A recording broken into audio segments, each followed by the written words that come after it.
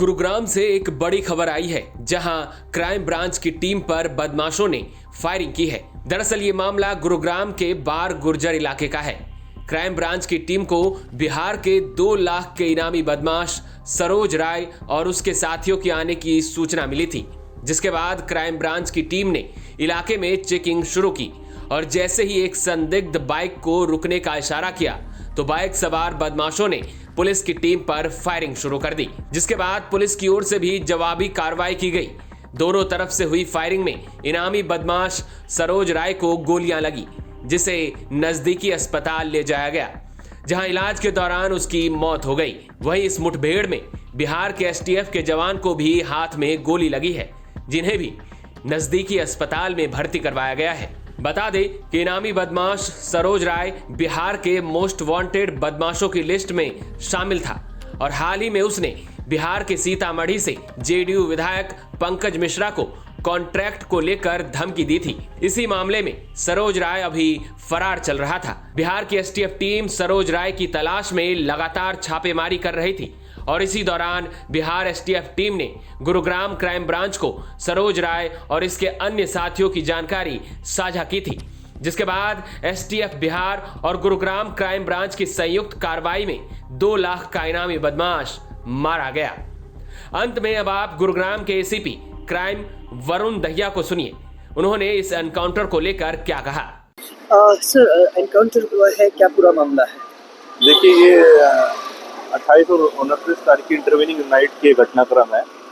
जो बिहार एसटीएफ है उनकी तरफ से हमारे पास एक इन्फॉर्मेशन प्राप्त हुई थी कि सरोज राय करके एक वहाँ का कुख्यात बदमाश गैंगस्टर है, जो बिहार में काफ़ी इस तरीके की मर्डर संबंधित और एक्सटॉर्शन संबंधित गतिविधियों को अंजाम दे चुका है।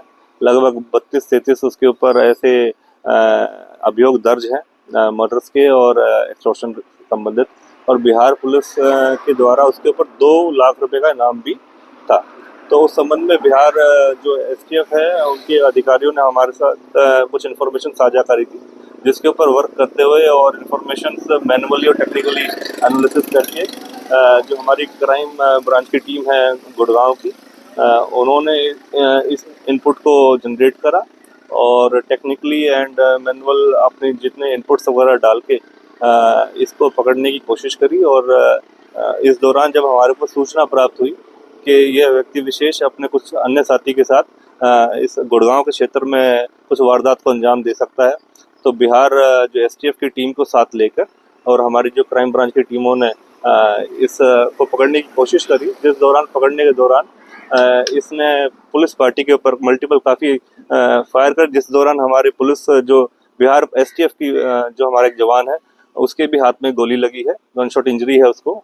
और उसके साथ साथ जो हमारे क्राइम ब्रांच इंचार्जेस हैं और जो बिहार एसटीएफ के इंचार्ज आए हुए थे साथ में, उनको भी गोली लगी है बुलेट प्रूफ जैकेट पर। तो जो घायल हुए उनको तुरंत हमने हॉस्पिटलाइज कराया गया और मुठभेड़ के दौरान, उस एनकाउंटर के दौरान जो सरोज राय है उसको इलाज के दौरान अभी पता चला है कि उसको काफ़ी इंजरी हुई थी उस दौरान और अब उसका इलाज चल रहा था, लेकिन अभी जो सूचना भी प्राप्त हुई है उसके दौरान उसकी डेथ हो चुकी है।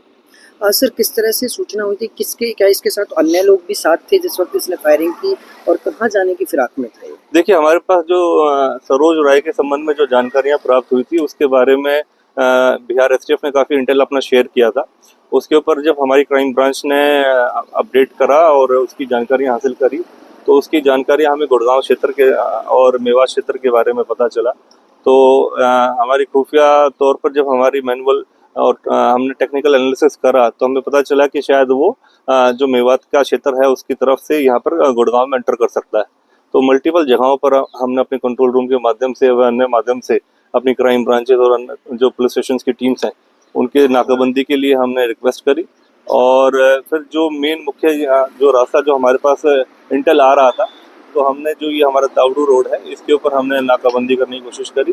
जिस दौरान जब उसकी हमारे को जानकारी पुख्ता तौर पे हम प्राप्त हुई तो उसको हमने रोकने की कोशिश करी। उसी दौरान उसने पुलिस पार्टी के ऊपर मल्टीपल राउंड फायर करे, तो उसको रोकने, उसको पकड़ने की कोशिश करने के दौरान एक एनकाउंटर हुआ। उसमें एक उसका साथी था जो भागने में कामयाब हुआ, लेकिन इसको पकड़ने की कोशिश करी, जिस दौरान मल्टीपल जो राउंड्स एक्सचेंज फायर हुआ है उस दौरान वो भी गन शॉट इंजरी उसको हुई और कुछ हमारे साथी जो पुलिस कर्मचारी हैं उनको भी वो भी घायल हुए हैं। क्या सर इसने हरियाणा गुड़गांव में भी किस तरह की वारदात को पहले अंजाम दिया? देखिए इस बात से हम इनकार नहीं कर सकते कि कहीं ना कहीं ऐसी कुछ संगीन वारदात को अंजाम दे सकता था।